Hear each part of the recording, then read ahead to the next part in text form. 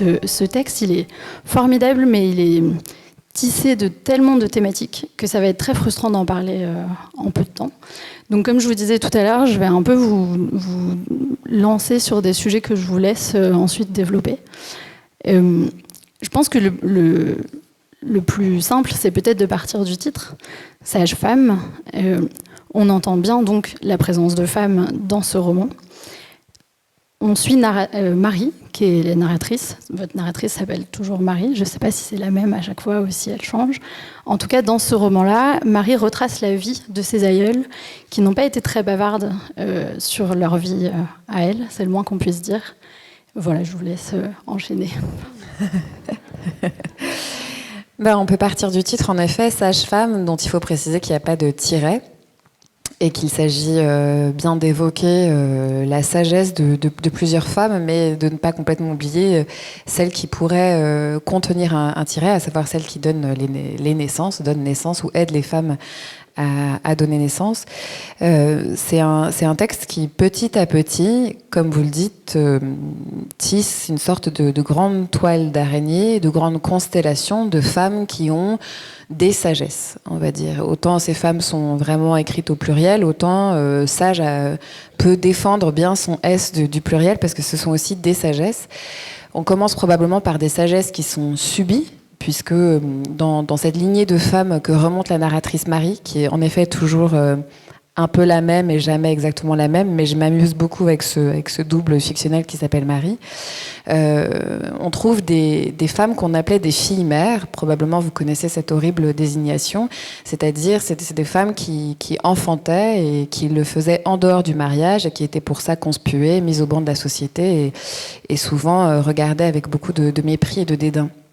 Et cette lignée de femmes a ceci de particulier qu'elle est composée de plusieurs femmes qui, au même âge, à savoir 27 ans, ont donné naissance à des petites filles qui, elles-mêmes devenues femmes à 27 ans, ont donné naissance à des petites filles qui, elles-mêmes devenues femmes à 27 ans, ont donné naissance à des petites filles. En réalité, les historiennes, parce que ce sont souvent des femmes qui travaillent sur ce sujet des filles-mères, des femmes qui ont comme ça enfreint plusieurs lois, la loi patriarcale, la loi religieuse, la loi mariale, se sont trouvées dans des schémas de répétition. Donc c'est pas quelque chose de très fou de tomber sur cette répétition, mais ça met une sorte de puce à l'oreille comme ça de la narratrice Marie qui décide de remonter ce fil. Première raison de les tisser, c'est donc ce destin-là. La deuxième raison de les tisser ensemble, c'est que petit à petit, on se rend compte qu'elles sont aussi reliées par les travaux d'aiguille. Ce sont des femmes, là aussi, c'est pas très fou, parce que les femmes qui se sont trouvées dans des conditions difficiles ont souvent cousu ou tissé pour gagner des petits, un peu de rémunération par-ci et par-là. C'est quelque chose qui est finalement très récurrent. Mais ça aussi, ça a mis la puce à l'oreille de cette narratrice. Et en fait, cette narratrice va avancer comme ça à force de signes. C'est-à-dire que tout ce qui va faire signe va être agrégé à un tissu qui petit à petit grandit, qui devient... Alors, je ne sais pas comment vous voulez le figurer, ni même si cette métaphore a fonctionné, mais le texte, en tout cas, moi, je l'ai vraiment pensé comme un tissu, ou comme un patchwork, ou comme en tout cas un ouvrage tissé. Moi, c'est une des choses qui m'a énormément touchée, c'est de voir à quel point la métaphore était filée, si on peut dire. Elle va rester par terre, cette feuille. C'est qu'on retrouve toujours, dans l'écriture et dans les thématiques abordées, cette thématique du tissu qui est très... presque sous-entendue parfois vraiment explorée, et qui rejoint exactement ce qu'on vit tous les jours, puisque vous le dites à un moment, vous le faites dire à Sheila Hicks, une grande artiste, donc vous pouvez peut-être nous parler aussi. Elle dit bien, au fond, le tissu, c'est un des plus grands impensés de nos vies, alors qu'on est toujours en permanence en contact avec du tissu. En ce moment même, on est tous en contact avec du tissu. Moi, j'avais jamais vraiment pensé à ça. Il n'y a pas beaucoup de livres sur cette question. Moi non plus, et ça a été l'une des découvertes importantes pour moi dans l'écriture de ce texte-là. C'est la manière dont, pour le coup, moi, en plus de la narratrice, je suis très émue par cette question-là. Je suis très émue par la question des tissus, du tissage, mais aussi des tissus. En effet, il y a une rencontre avec Sheila Hicks, qui est une rencontre à semi-fictionnelle quand même, mais qui dit, depuis le début de la vie, la première chose qu'on pose sur le corps d'un nourrisson qui vient de sortir du ventre de sa mère, c'est un drap en tissu. Et souvent, c'est un drap chaud d'ailleurs, pour qu'on le réchauffe. Et puis, il y a au bout de la vie le linceul. Et donc, vraiment, il y a quelque chose comme ça que ce soit d'un point de vue mythologique ou que ce soit dans la vie extrêmement prosaïque ou quotidienne, une omniprésence du tissu qui n'est pas pensée. Alors pourquoi ça n'est pas pensé ? Il y a plein de raisons, mais aussi parce que ça a à voir avec la féminité, aussi parce que ça a à voir avec les trucs de bonne femme. Et finalement, ce sage-femme, c'est beaucoup d'impensé. C'est-à-dire qu'il y a une manière comme ça de ne pas penser la naissance dans nos sociétés. Il y a une manière de ne pas penser les tissus non plus. Il y a une manière de penser bizarrement la naissance. Bon, et il y a une manière d'oublier certains noms. La remontée qu'opère cette narratrice-là, elle le fait comme ça de manière hasardeuse, parce que quand on n'est pas marié, on a une existence très hasardeuse dans les archives. Et du coup, c'est difficile de retrouver la trace de ces femmes-là, parce qu'elles sont en dehors d'une inscription qui a été pensée selon des institutions, notamment celle du mariage. Donc voilà, il y a beaucoup d'impensés, et comme vous dites, le tissu, ça permet de tout ramener dans la pensée, de tout tisser ensemble d'une certaine manière. Et c'est une métaphore qui fonctionne très très bien avec l'idée de l'écriture aussi, de tisser un texte. Et votre texte, on sent qu'il est composé de différents éléments. Il y a, comme vous disiez, des recherches qui sont presque de l'ordre de l'universitaire, en fait, où vous décrivez très bien la journée dans la bibliothèque, la rencontre avec les archivistes. Il y a des mails qui sont envoyés à des historiennes, une historienne en tout cas, qui vous répond, plusieurs, oui. Des rencontres avec des artistes qui nourrissent aussi ça. Je reviens sur Sheila Hicks parce que moi j'ai été très très touchée par ce que vous décrivez de votre déambulation, de la déambulation de la narratrice Marie dans l'exposition qui a eu lieu au Centre Pompidou, qui se concentre beaucoup sur le travail du tissu, justement. Et puis, il y a aussi, comme vous le disiez au tout début, des signes qui sont moins évidents comme étant des guides, mais que Marie va prendre comme guide. Donc, il y a ses rêves, et puis il y a les questions de sa petite fille. Ça, c'est très, très touchant aussi. En fait, le texte commence à la croisée des chemins. C'est l'été, on est en Lozère, un endroit qui s'appelle un causse, comme ça. Il y a des chemins très caillouteux, il fait très chaud, et la narratrice se trouve nez à nez avec une statue de la Vierge. Et sur le socle de cette statue, il y a marqué une phrase gravée « Et à l'heure de notre ultime naissance ». Et c'est une sorte de point de départ, d'appel qui la lance sur le chemin de ses recherches. Et en effet, elle va avoir comme une sorte d'attention au monde. C'est pour ça que je dis que c'est un moi fictionnel avec lequel je m'amuse. C'est parce que je pense que quand on écrit, on est dans une forme d'état comme ça, d'attention à la fiction. On est disponible à la fiction. On est disponible à ce que les choses un peu merveilleuses ou celles qu'on décide merveilleuses nous arrivent, nous attrapent. Et donc il y a cette statue, et puis il y a une petite fille qui, regardant les étoiles, regardant un âne dans le pré, regardant un brin d'herbe, n'a de cesse de demander « Elle est où sa maman ? Elle est où sa maman de l'étoile ? Elle est où sa maman de l'âne ? Elle est où sa maman du cheval ? Elle est où sa maman des brebis ? Etc. etc. » Et ça aussi, c'est une forme d'absence. En fait, c'est un texte qui est aussi beaucoup sur la question de l'absence de transmission, l'absence du récit, l'absence des pères, souvent.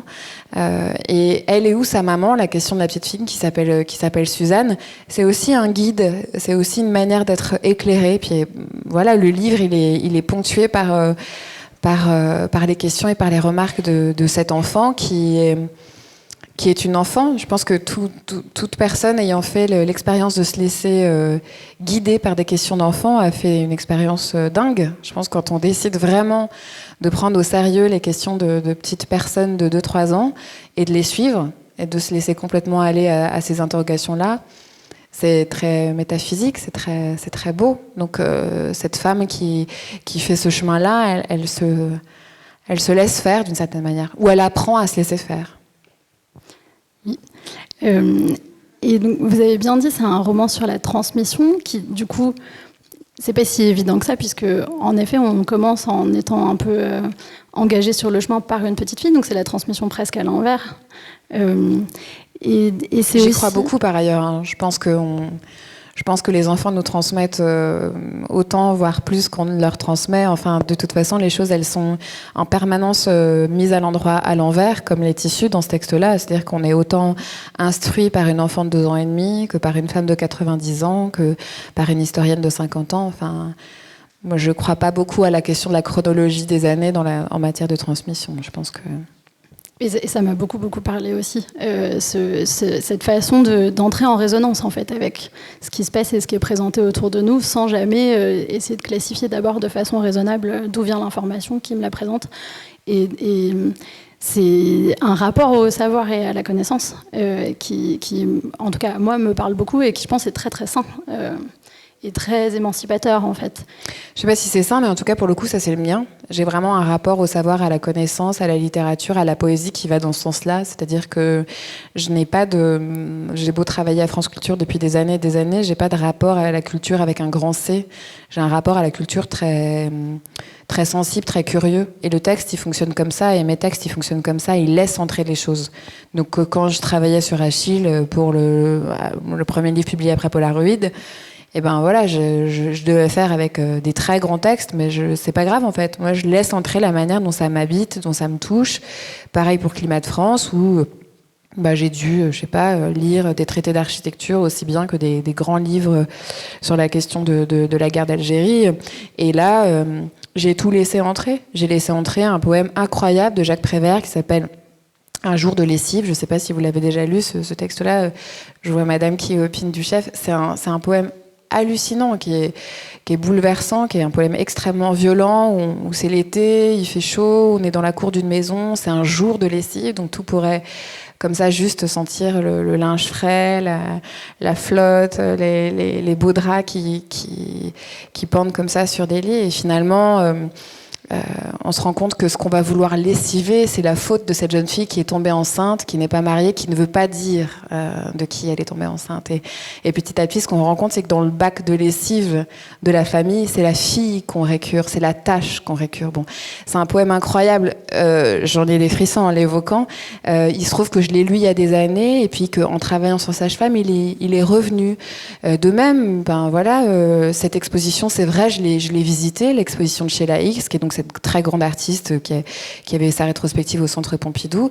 Je l'ai pas visitée comme je le décris là. C'est une reconstruction fictionnelle, mais ça ne correspond pas. Et je l'ai laissé rentrer parce que ce que disait Sheila Hicks du tissu et de la vie, j'en ai eu besoin à ce moment-là.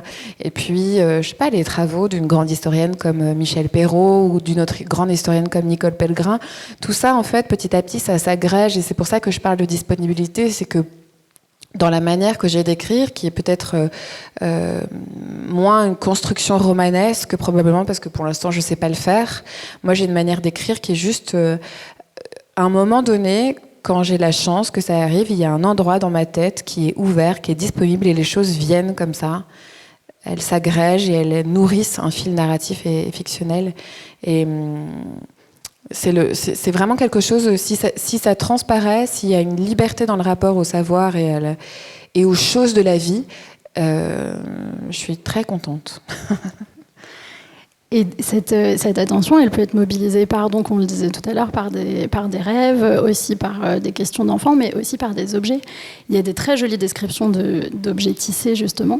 Moi, j'ai été fascinée par cette histoire des carmélites qu'on cousu de très très longues tapisseries qui ont servi à orner les Airbus, je ne sais plus le numéro, la première classe en tout cas. Est-ce que tout ça c'est vrai? Vous les avez vraiment, vous décrivez que vous avez été les voir, vous avez pu voir... Non, c'est les courtes pointes que vous avez été voir. Non, c'est deux ouvrages différents. Ouais. Voilà, c'est aussi les deux m'ont ému au même niveau, et du coup ça c'est un peu tissé dans ma tête. Donc j'ai fait un patchwork entre les carmélites et les courtes pointes. Les courtes pointes aussi, c'est très très émouvant cette histoire. Les courtes pointes, finalement, je pense que c'est ce qui m'a mis en route. En fait, en remontant le fil comme ça de ces femmes, je suis tombée sur une première naissance qui a lieu en 1882 à l'Hôtel-Dieu de Reims. C'est une hospice qui accueillait des personnes indigentes, pauvres, de passage, et des femmes enceintes. Et 1882, c'est donc la date de la première naissance, et c'est aussi la date d'un rapport que fait un certain Givelet, qui trouve dans les greniers de l'Hôtel-Dieu des courtes pointes. Des courtes pointes brodées de fil bleu sur du coton, qui décrit comme étant des œuvres vraiment incroyables, dont les artistes sont restés anonymes, ils s'en désolent et ils l'attribuent aux sœurs qui sont là, Augustine, donc à l'Hôtel-Dieu de Reims. Et il s'en émeut énormément. Et je me suis mise en tête, moi, que j'allais que j'allais aller les voir, que j'allais les retrouver. Donc il y a une partie du texte là qui est une sorte d'enquête, juste pour aller voir ces courtes pointes-là, que la narratrice finit par voir, en effet, qu'elle déplie dans une bibliothèque de l'Hôtel-Dieu à Reims.